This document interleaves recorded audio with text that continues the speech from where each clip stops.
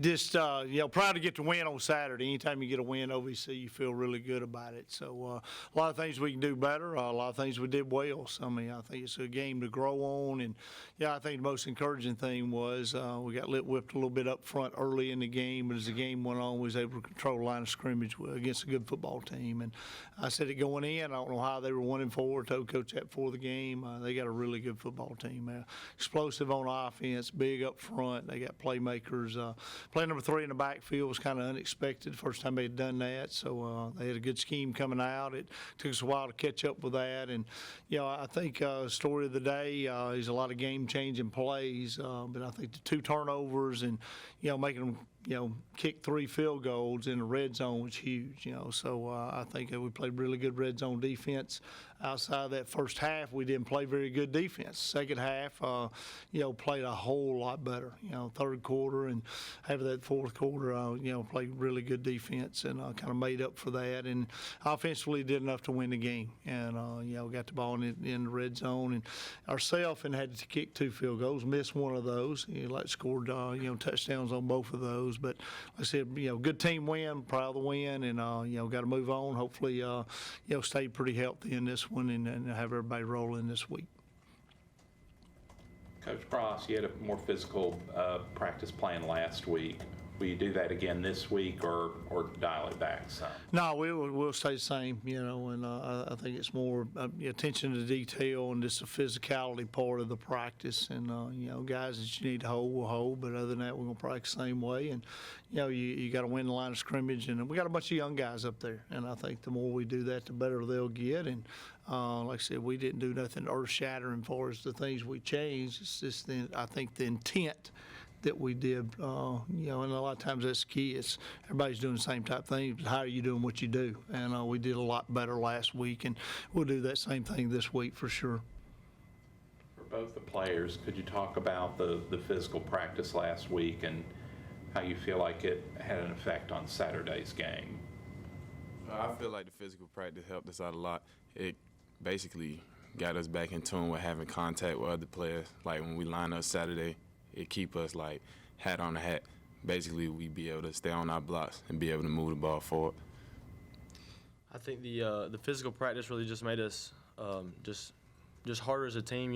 Made us just want to get out there and hit people more. And something that we needed. And I think it really accomplished our goal of being a more physical team, being a more complete, winning the line of scrimmage team. Coach, you had 162 yards rushing, which is, I think, second highest this year. The highest was 165. I feel like you're getting a little bit better to that balance you've always talked about. We are. I mean, we've been, in the past, a lot more heavier run. We've had several, 300-yard games and, 250 and 225, and that used to be kind of the norm. We're a little bit different. I think we got dynamic receivers. We got a quarterback to get on the ball, so we're a little different on offense anyway. But, we still want to rush that ball from, somewhere between 175 and 250. We do need to run it better, and as long as our average is where it needs to be, that's key. You got to, per rush, and I think we got better there Saturday. Started kind of slow, but it got better as the game went on, and I think, with running the ball outside a little bit more on the perimeter, it kind of helped us a little bit too, and went in with a game plan of doing that. And anytime you stretch them, we haven't been doing a very good job of that. I don't think you're getting the ball on the perimeter in the run game, and you got to create ways to do that, and I thought we was able to do that on Saturday, which opened up, a little bit more inside runs in A and B gap. Could you talk a little bit about Jamari? He's come so far since he's been here, and he's such a key receiver for you, but it's probably easy for some people to overlook him because of the things Josh has done.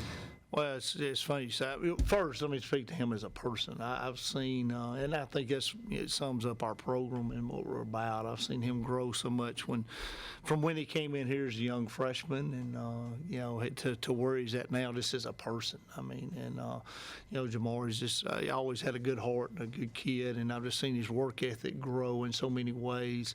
Off the field, on the field, and who he is. And like I said, he's kind of a quiet guy. Sometimes you kind of get to know him, and you get to know him. He talks a little more, but just really, I've seen that growth for him, and it's been fun to kind of watch him develop as a person. And second thing, he's going to quietly probably be definitely in our top 5, probably in our top 3 all-time receivers on the all-time list. So and I say that he's done that quietly. He's it's amazing that last year he had, and he kind of come into his own last year, and really played extremely well, and he's just carrying that on this year. I think he's just a mainstay as far as a target that we can look for on third down situations. He gives people matchup problems, in the slot, and being able to move him into the slot receiver has helped him a lot, I think, for us, getting those matchups and kind of where we can go with the ball. So just look for the rest of the year him just to kind of do the things he's been doing. Jamari, do you think of yourself as a quiet guy? Yeah, but like you said, once you get to know me, I open up, and I'm a nice person to know. Now he's got some shoe game and some of that stuff now. Okay. So he's a fashion guy now. So Jamari, your freshman year, your first year here, you came in as a tight end, but that didn't last long. You ended up moving outside, but did that preparation inside, did that kind of help you evolve your game to where it is now? Yeah, getting into the trenches my freshman year when we used to have, a bunch of big D linemen, helping me out with my blocking, being able to move out to the slot, being able to, be more versatile, and being able to go block those corners and linebackers really did help me out a lot. John, what's it like having somebody like Dakota in the program who's can do so many different things and kind of come through some hard times too? well, I mean, he's a guy that's had some injuries and playing with injuries now. So he's just just a football player. That's the way you sum up Dakota. He loves the game.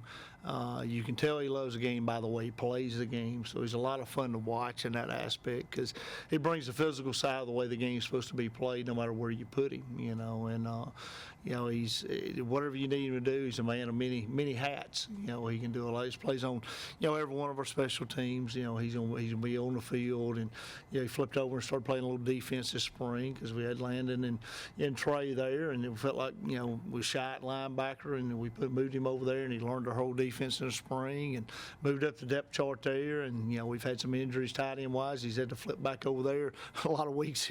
Early in the season, he'd run up to me on Monday and say, "Coach, what color jersey do I need on this week?" And that's the type guy he is. He never runs to you and asks, "Coach, I want to play defense this week. Coach, I want to play offense this week." It's, "Coach, where do you need me at?" And that's kind of the way he was when we talked about moving to defense in the spring. He didn't come in and ask to do that. It's just something I saw and asked him if he'd be willing to do that and if he wanted to do that. And I thought it would help him and help our team. And he's yes sir, whatever I need to do. But that's the type of guy he is. And he's a selfless guy. That's a team guy first. And like I said, wherever you need him at. So as a person, just outstanding person, high character, all the things that you want in a person on your team, Dakota sums that up. And like I said, the love of the game and the physicality of the game, you love to watch him play because of those things. Because he's an extra effort guy, he's an extra everything guy. He's in the weight room every morning at 5 o'clock. It don't matter if it's game day, day before the game, whenever that is. He's going to be in there, and he's going to be doing more stuff. Dakota, have you had games where you played both sides of the ball since you've been here? Yes, sir. I think Eastern Washington was the one where I was able to play a little of both. Just a few snaps on defense, mostly on offense, but that's really the only one where I played both of them in a full game. Most of them have been just one side or the other. So. What about special teams too? Have you done everything in one game? Yes, sir. I played on every special teams in the game. Yes, sir. I mean, I guess you do that in high school. What's it like to do that on this level? Honestly, coming out of high school, I had played both ways pretty much my whole life, and so coming out of high school, I was like, I'll be done, with having to learn both sides. And then I get here, and Coach Gross asked me to move, and I was like, definitely. And so I think it was kind of interesting to be able to play both sides. And I think I really learned more about the game, going to defense, learning more about what they do over there. So to me, it was a really good learning experience. So. How hard was it to sit through last year? It was difficult.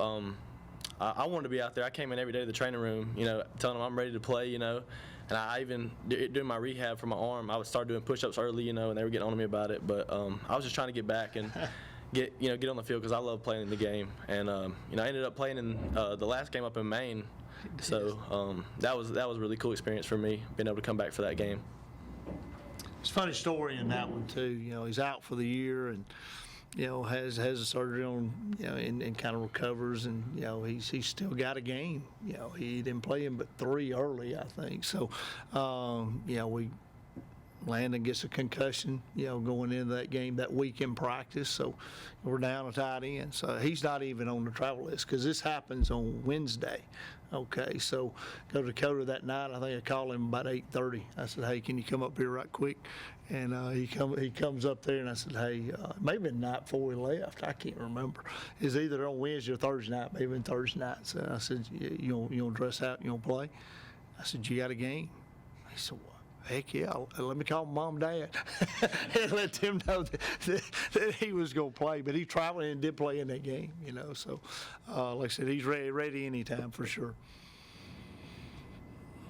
I know slow starts kind of been a problem for you guys. Can you kind of put your finger on maybe what's behind it? I don't think it. I think it was Tennessee State. You know, I think they come out with a ball of fire and, you know, a really good game plan, put number 3 in the backfield, and I think we were ready to play. I think we had a good week. I don't think it had anything to do with focus or anything like that. So I just think that's what kind of the way the game went, you know. And I think our guys are getting our younger guys to understand that. I mean, we've been through that before where, you know, their back was against the wall. Tennessee State's was just like ours was. And, you know, where everybody's Super Bowl, they're going to come out with a lot of energy. They're going to play well early. And, you know, it's just kind of the way it is. Now, it don't mean we won't get down 17-0 every game. I mean, we did some things that we got to correct, you know, there defensively, not give up the explosive plays we gave up early. But like I said, that had a little bit to do with their playing, too. I thought they got the ball to their best player in a different set, put him in the backfield, got the ball to him a different way that we wasn't kind of prepared for and ready for. And, you know, we had to adjust to that. And we did as the game went on and kind of adjusted to it. What news did y'all get with Trey Berry? Not good. He'll have surgery this week. You know, he'll be out for the year. Eastern Illinois, just I know it looks like they've kind of struggled this year. What have you seen out of those guys so far? Well, I mean, they haven't won a game, but they've been in every game they've played. So, I mean, they're, you know, you go on the road. We haven't won a road game yet. I mean, they're a well-coached football team. I think they're adjusting to a new coach, a new system. You know, all those things kind of play a part in kind of where they're at as a football team. But, you know, very capable of beating you. If you go up there and you play a game like we played at Austin Peay, they're very capable of beating you. You go up there and turn the ball over several times, and, you know, you don't play good defense. You don't play physical. They definitely can. I don't think there's anybody in OVC that can't beat anybody else in OVC. So that's from the bottom to the top. So we got to go play ball.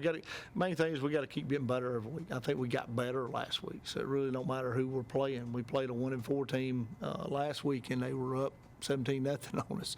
So I mean, it's all about how we play and getting better and improving.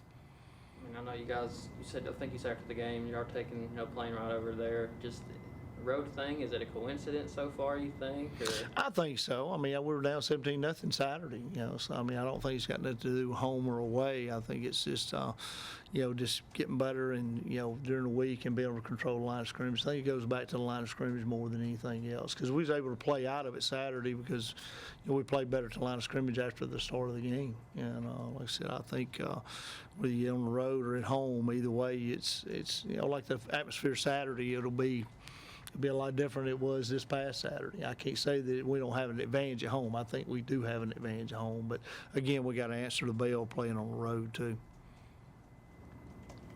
Jamari, when you guys are having success running the ball like you did on Saturday and like you've had at times in the past, at receiver, can you see a difference in the defense? Can you see that have an effect?